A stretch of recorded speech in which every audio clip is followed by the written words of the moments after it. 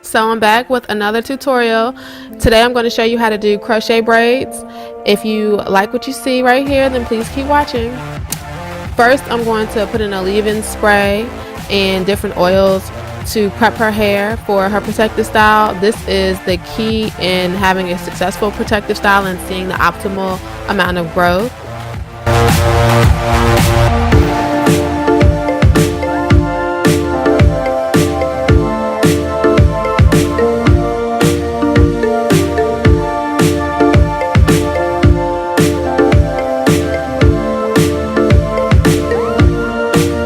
The braiding pattern that I'm going to use is similar to a versatile sew-in. I'm going to cornrow all of the perimeter to have the braids going into the middle of her hair. I am using my Naturally Driven Cocoa Mint Moisture Butter and Hick's Edge Control as the products for braiding her hair. The Cocoa Mint Moisture Butter is going to lock and seal in the moisture and keep her hair from drying out through the duration of her protective style.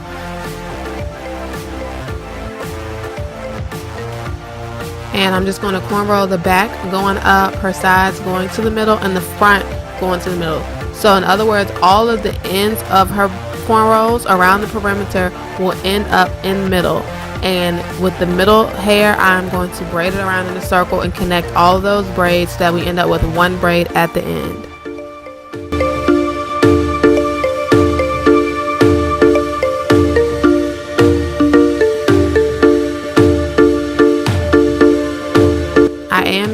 A little bit of braiding hair because her hair is shorter, so we want to give her hair a little bit more reinforcement for this style. I would recommend using braiding hair on clients that have thin or fine textured hair and also clients with shorter hair. Alright, and I'm going to be using 4 packs of the FREETRESS Bohemian Braid hair in the color TP4/27.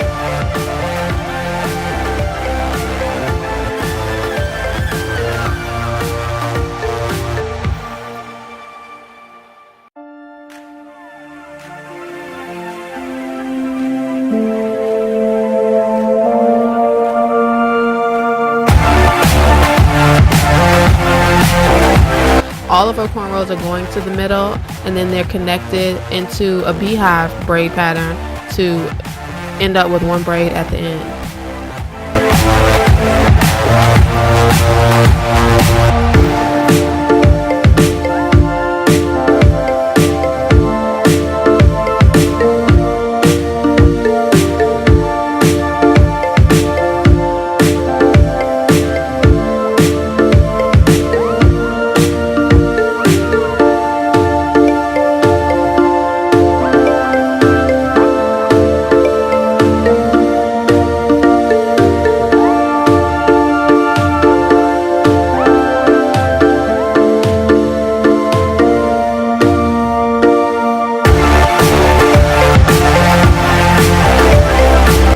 And also with this hair, I am not pulling apart the hair it's already pre-sectioned, so I'm not going to pull it apart further. I have noticed that FREETRESS hair has a hard cast, like a hairspray or some type of coating on their hair, and when you pull it apart and disturb the curl pattern, it does cause the hair to get really frizzy and it will tangle up and won't last as long as it could last.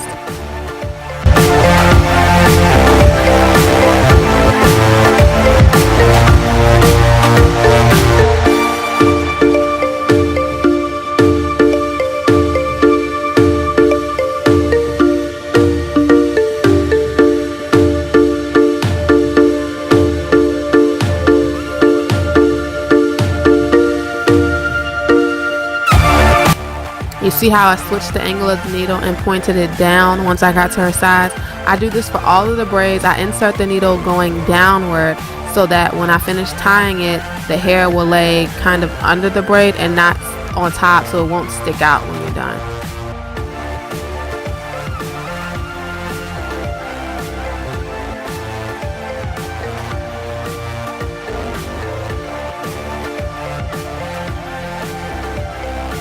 Okay, here's a slow-mo and a close-up. First, I'm going to open the needle, insert it downwards, latch in the hair, close the needle, pull it back through the braid. Make sure that you do not latch the needle when you're inserting, and make sure that you do not insert the needle through the whole entire braid, if that makes sense. Don't insert it under the braid, just try to find a loop of the braid to insert it through. I have noticed that when you insert the needle completely under the braid and pull it back through and then tie it, that can cause breakage, especially if you have a client with weaker hair.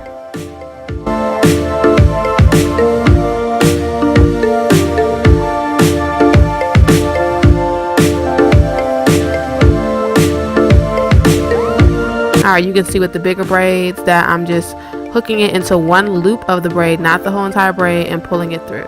So my client should not feel that needle on her scalp.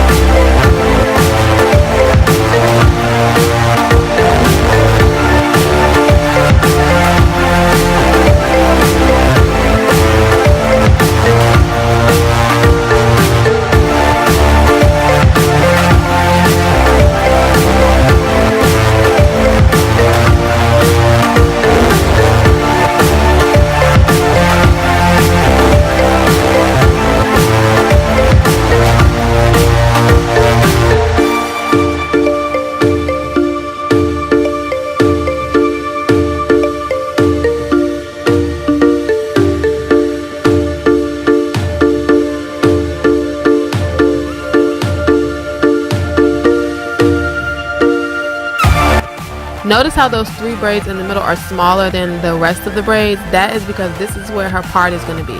She will be able to switch sides if she would like, but this is where she typically parts her hair and wears her hair.